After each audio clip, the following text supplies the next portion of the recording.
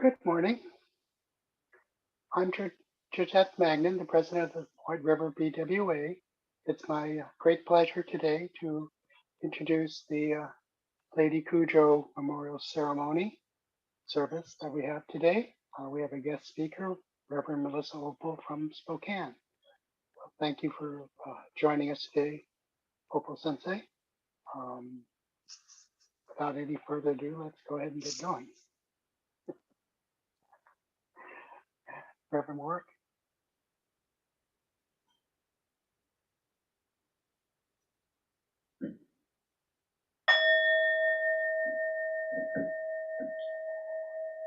Kujo Mida Nyorai Ni Udo Yo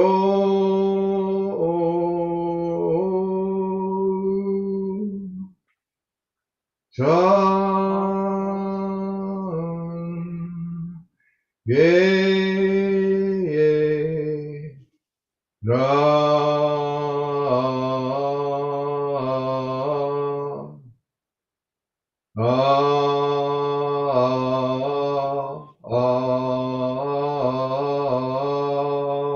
Aku Kujo Shaka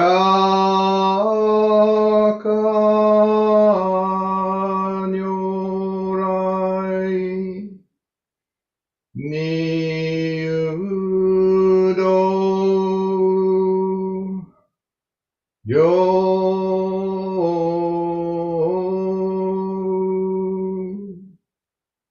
Chan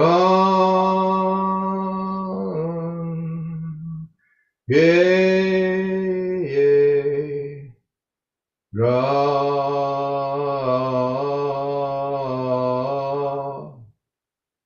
Aku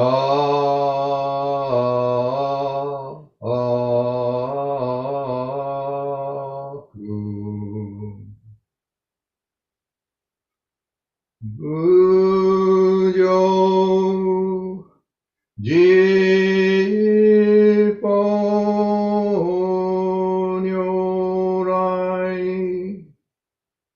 ni udo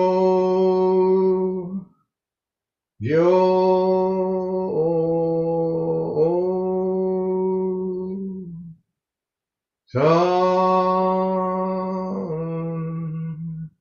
ge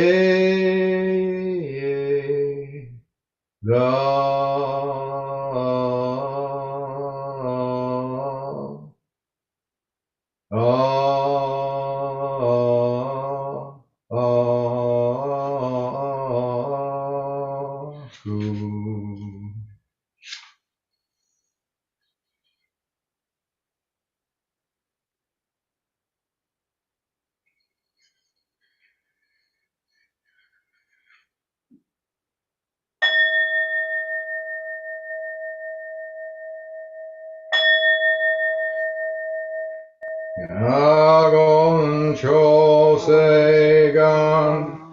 Ishimu Jodo Shigan Humanzo Seifujo Shoga Gao Muryoko Uidai Seishu Uso Shai Bingu Seifujo Shoga Gashi Jo Bundo Myosho Chojipo Fukyo Misho Mon Seifujo Shoga Ryokujin Shonen Yoeshu Bongyo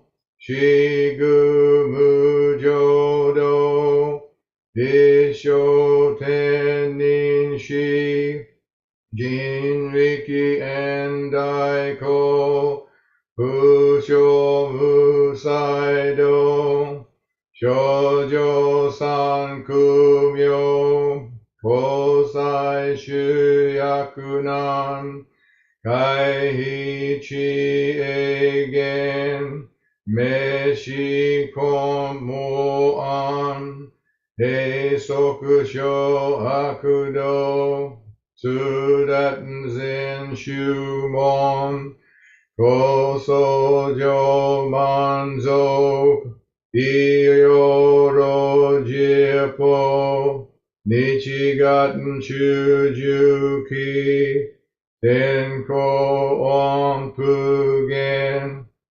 Ishu Kai Hozo Kosei Kudoku Ho Yo Dai Shuchu Seppo Shishiku Kuyo Isai Bud Gusoku Shutoku Hon Ganne Shittenjo Man Doku Isan Gaio Nyobuten Mugechi Sudaten Ihusho Gangaku Eiri Koshi Saisho Son Shiganya Koka Daisen no Kando Koku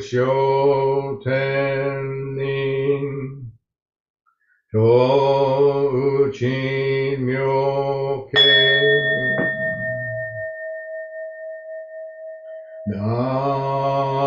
Naman Dambu Naman Dambu Naman Dambu Naman Dambu Naman Dambu Naman Dambu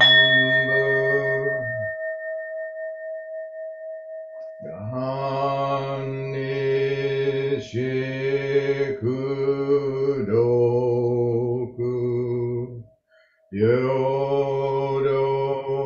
sei sai do hoten bodai shin olyo an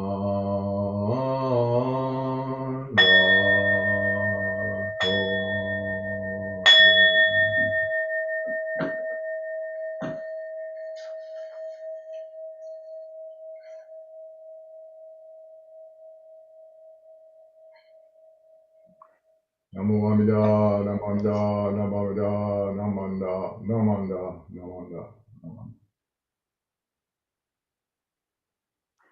Thank you, Sensei. Again, welcome to our Lady Kujo service. Throughout the service, we encourage you to use the Zoom chat with other attendees and let us know where you're watching from. So please join me in the reading of the Golden Chain. The reading will be displayed on your screen. The Golden Chain. I am a link in Amita's golden chain of love that stretches around the world. I will keep my link bright and strong. I will be kind and gentle to every living thing and protect all who are weaker than myself. I will think pure and beautiful thoughts, say pure and beautiful words, and do pure and beautiful deeds. May every link in Amita's golden chain of love be bright and strong, and may we all attain perfect peace. Namo Me Tabrut, Namo Me Tabrut, Namo Me Tabrut. Thank you. Now, I'd like to welcome Reverend Warwick, who will introduce today's speaker. It's a great deal of pleasure. I'd like to introduce our guest speaker this morning.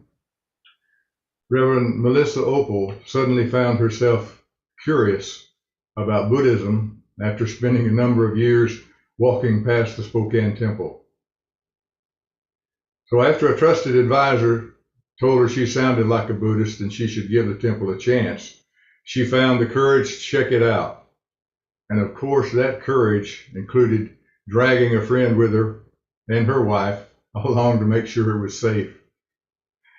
Come to find out, Buddhism was exactly what she was looking for, responding to Amida's call. She drove head first into the teachings. Reverend Opal was able to participate and receive Tokudo ordination in July of 2019. Now, currently she works as full-time as a portfolio manager in a small Spokane financial firm. While serving the Spokane Buddhist Temple and assisting in the JSIO Publishing Committee all at the same time, she is a busy person, without a doubt. Reverend Opal holds a bachelor's degree in interdisciplinary studies, focusing on English and music, as well as a Master of Fine Arts and Creative, both from Eastern Washington University. And she's just a little over halfway with her Master's of Divinity from the IBS, the Institute of Buddhist Studies in Berkeley. And she plans to become a full-time minister after completing her degree and receiving her Kyoshi certification. Reverend Opal has been with her wife Becca for 18 years, and they share 4 dogs in all, of which Reverend Opal says she got sucked into that deal. So a great big welcome to Reverend Opal. Thank you for joining us today. Thanks so much for having me. I'm very excited to be here. I'm sorry we couldn't do this in person, as you know, it's just fun to get together. More so, however, I've been meaning to come to the temple for some time. My family, for those that don't know, I grew up on that side of the state. And I decided before, we started this, I was like, oh, I should Google, the address and see where in Auburn you guys are located. Because I usually see Reverend Kusumelki being my supervising minister. We usually have things to check in on, which makes it difficult to get to other temples. And I was blown away by the fact that you guys are kitty corner to the 7-Eleven that I used to ride my bicycle to. Because I lived, my mom had a voucher for Section 8 housing and we lived in Auburn Square apartments that are just right behind that 7-Eleven. So I was kitty corner to you guys from the time that I was in the, I think first grade through halfway through my fourth grade year. And I was actually at Auburn Elementary School, and they renamed it Dick Scobie Elementary after the astronaut. So it was shocking to see how close you guys were from some of my childhood stomping grounds. And I find it amazing, sometimes in life we're searching for things, but it's just not the right time. And, it just wasn't the right time for me to cross the street, nor was I allowed to. So with that, let's go ahead and get started, and please join me in Gasho. Trapped in a world of chaotic change, we seek an eternal, unchanging existence. There's nothing to rely on in this fleeting world. Everything here is transient. There's not a thing to be proud of in this worldly life where our karmic conditions dictate that we spend our lives chasing after illusions.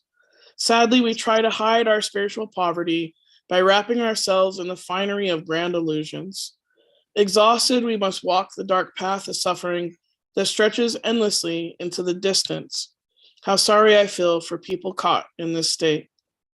But when we openly lament the way we are, when we humbly place our hands in Gasho from the heart, we will clearly see the bright torch raised high for lost and deluded seekers to gaze upon.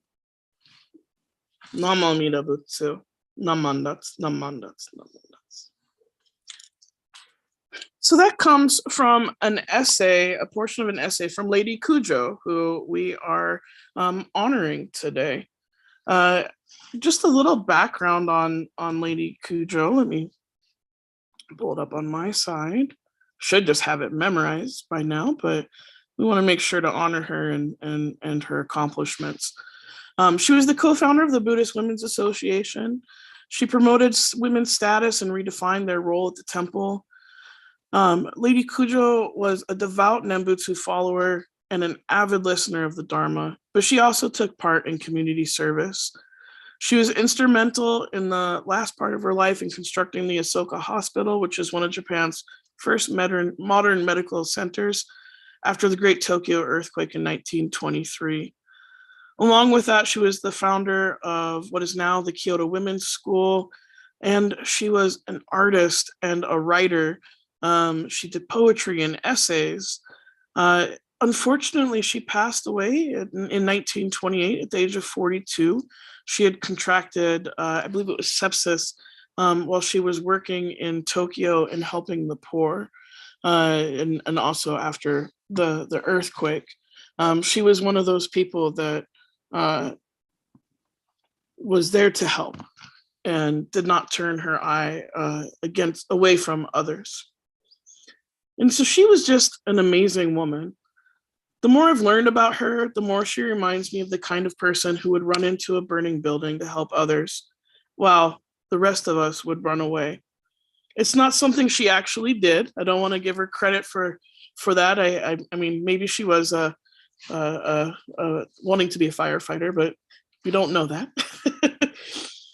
But she did do a lot, and her volunteerism, and she's included all people. She didn't just leave it to other aristocrats or, people that maybe just needed to hear the Dharma. She spread the message just as Shinran would have. And she made such a difference that she actually made her mark in the history of Jodo Shinshu in Japanese history. Again, her accomplishments ranged from social welfare, tending to the sick, the BWA, all while expressing herself through the arts. And her poetry is really marked by a sorrow and beauty, but more so her deep understanding, compassion, and devotion to Buddhism and Amida Buddha. The opening passage that I read comes from her posthumously published book, and I think it really captures the uncertainty and impermanence we must all experience in this life.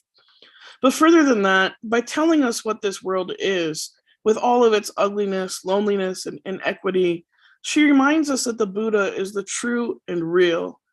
And we actually are all interconnected. Her life was a walking example of the Dharma in motion. Even her young death teaches us the universal truths of suffering, and in turn reveals exactly what Amida Buddha calls us to escape from and enter into. Additionally, as a female minister, women like Lady Kujo are important to us. Not only does she represent leadership, but it's a representation that matters. We need more female Buddhist role models. In the same way that we can hear Shinran in her voice, we can also hear Kakushini and Ashini in her voice as well. I'm sure these women had to have been role models for her in a time where there were not many female role models. But because of women like Lady Kujo, I think my Tokudo class benefited from her. We were one of the most diverse classes to go. We had 20 people from 4 different countries. Of those 20 people, 11 were women, and 7 identified as part of the LGBTQ plus community.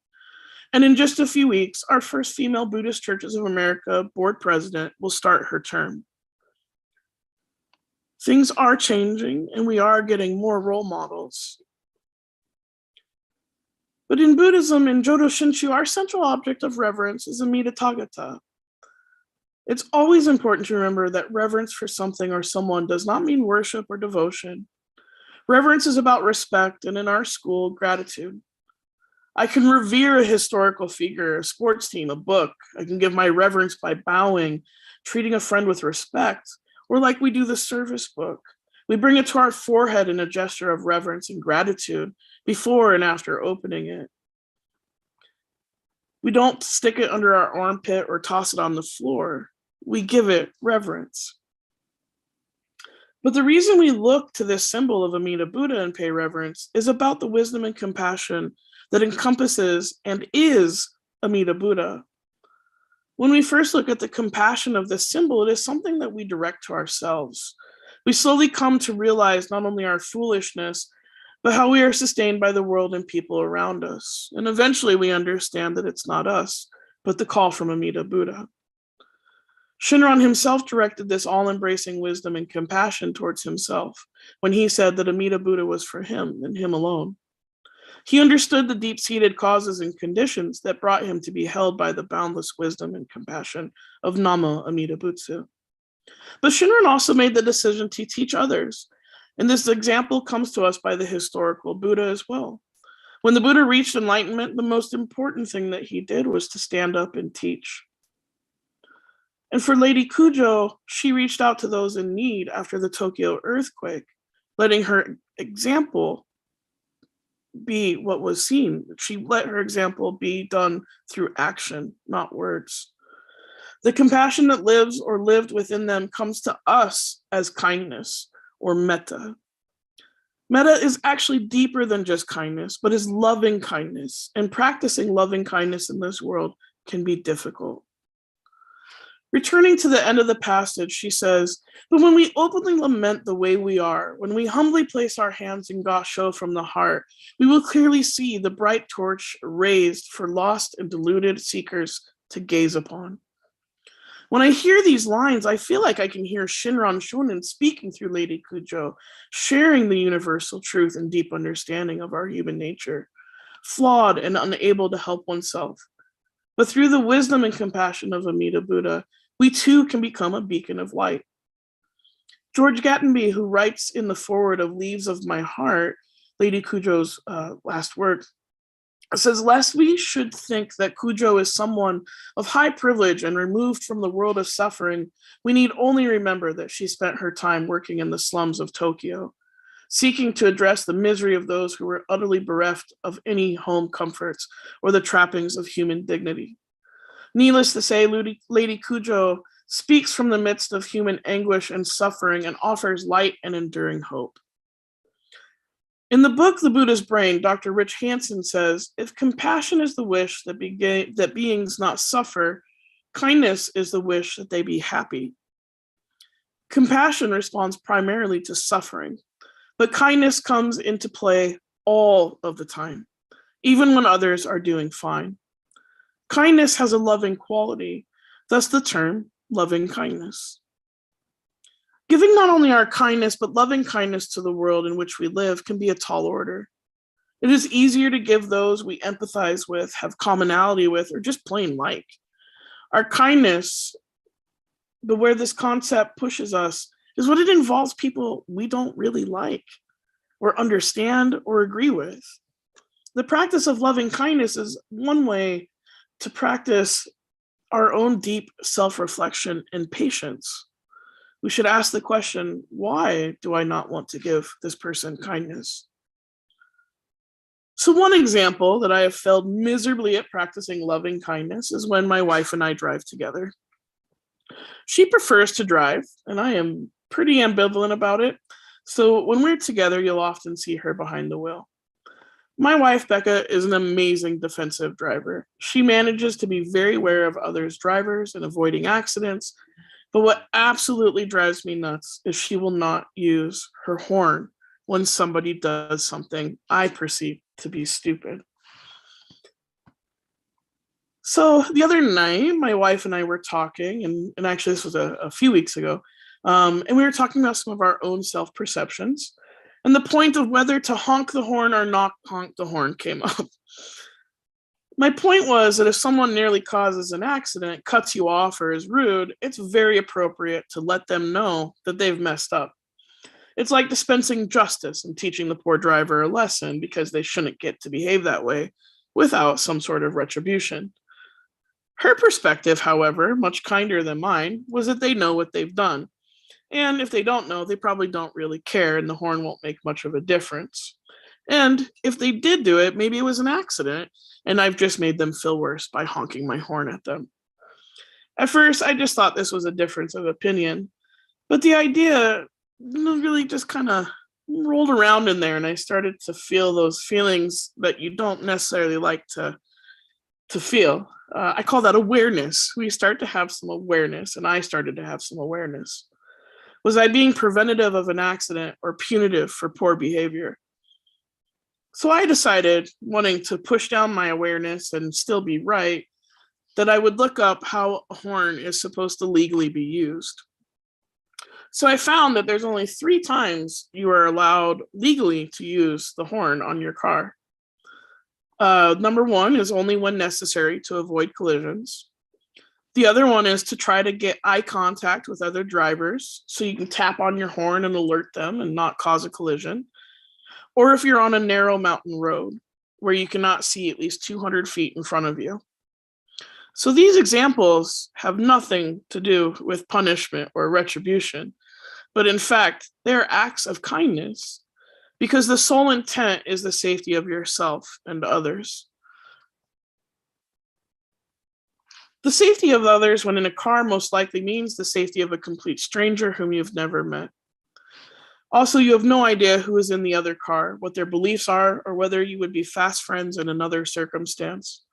The practice of loving kindness in regards to driving and our car horns may be enough for most of us here to keep busy and challenge us for the days of our lives in loving kindness. But cars and traffic horns are, though, a great starting point. It is easy to talk about because most of us do feel that pang of, I need to do better. But it is the low-hanging fruit of our behavior in the world and whether or not we dispense this simple compassion.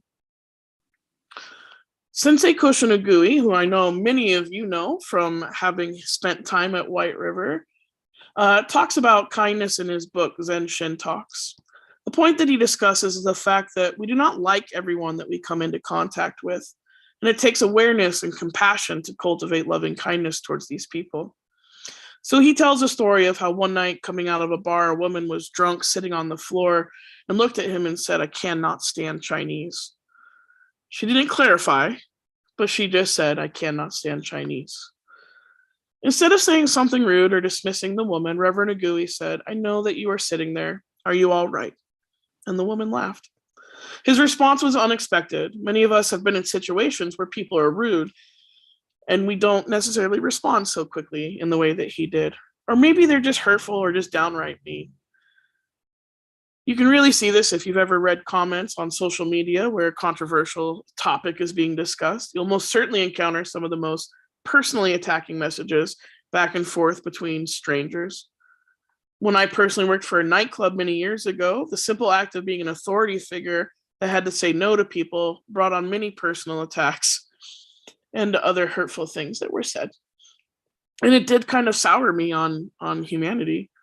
But Reverend Agui's point is by not matching the hurtful person's energy and choosing not to react, it begins to change something inside of us. It's not to be perfect or deny the nature of our feelings, but to instead overcome them for the sake of them and ourselves. It goes back to being in touch with the compassion that is given to us so freely. Could you imagine how different our world would be if our focus was not matching hate with hate, but hate with kindness? Perhaps reciting lines like, I see you, you suffer, I suffer would help. Maybe it's a little too touchy-feely to think about things from that way. But when you think about the woman above and you try to understand her and look from her point of view, she suffers just as I suffer. Her suffering comes out in a way that I do not understand and will not choose for myself, but nonetheless, she suffers just as I suffer. As we begin to cultivate loving kindness towards all sentient beings, we will encounter areas in our life that will be more difficult to extend that kindness. We will all have different types of people, situations, and topics that seem insurmountable.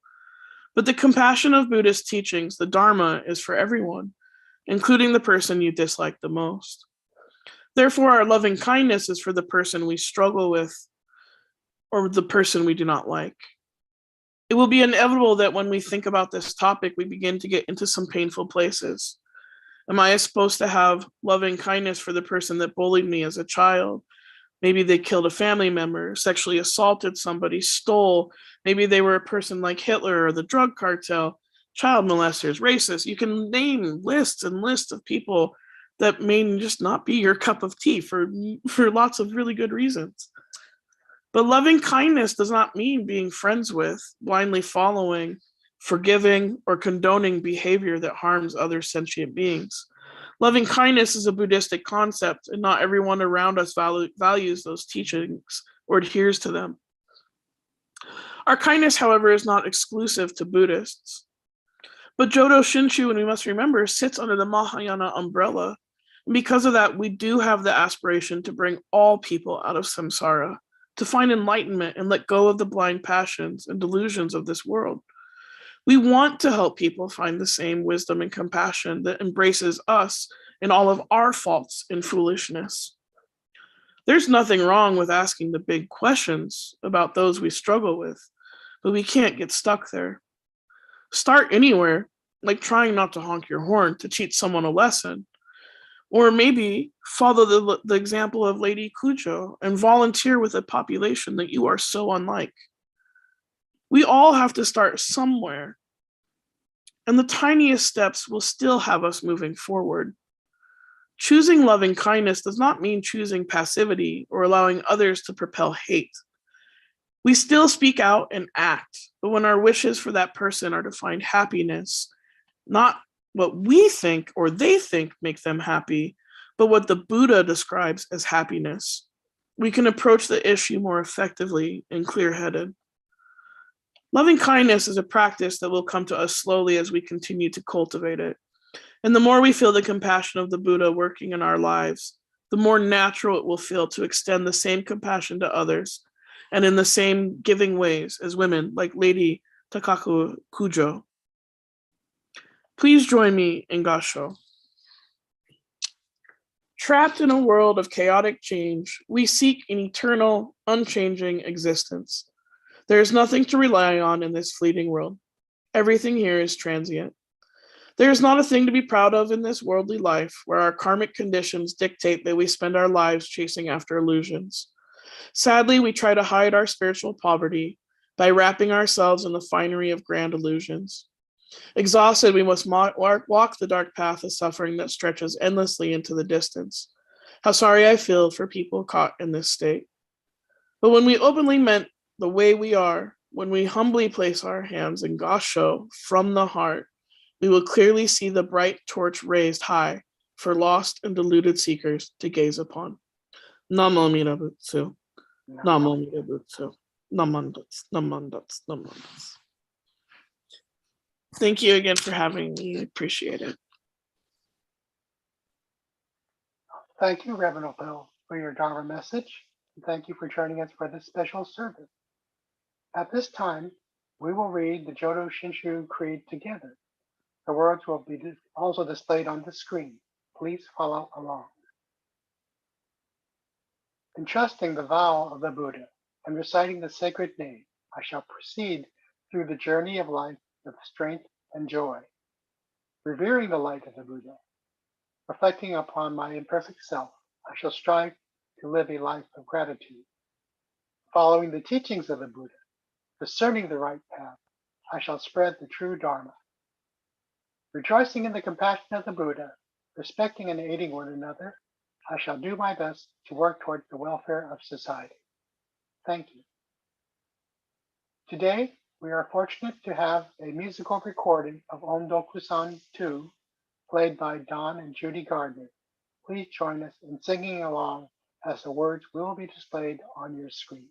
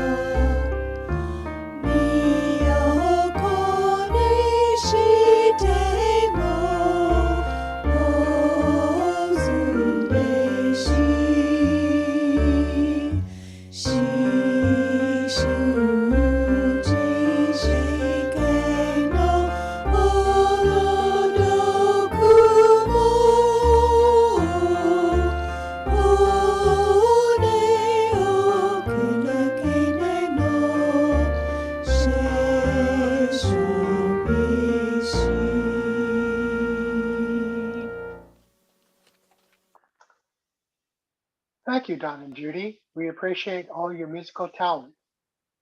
Before we end today's service, I'd like to make a few announcements. Directly following today, please join us for a virtual Zoom meet and greet with our guest speaker, Reverend Opal. The link can be found in the email that was sent to you earlier, or you may get it from our website, www.rbt.org/service.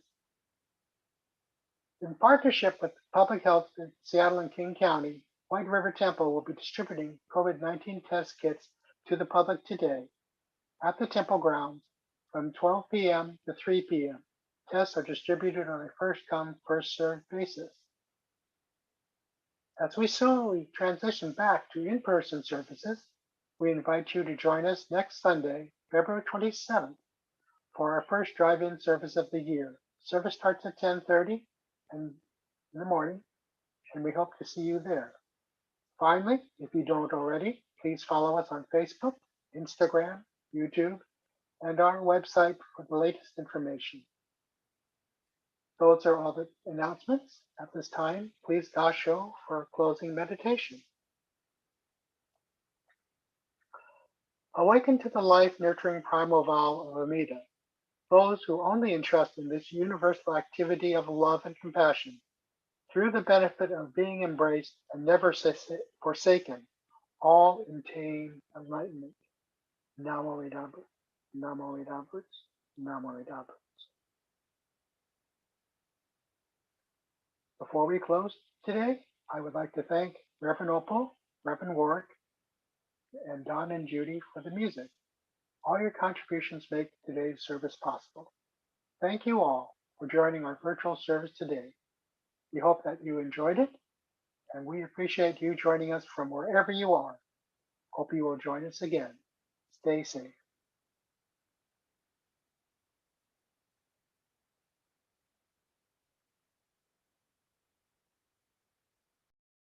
Okay, we're done. Thank you, everyone.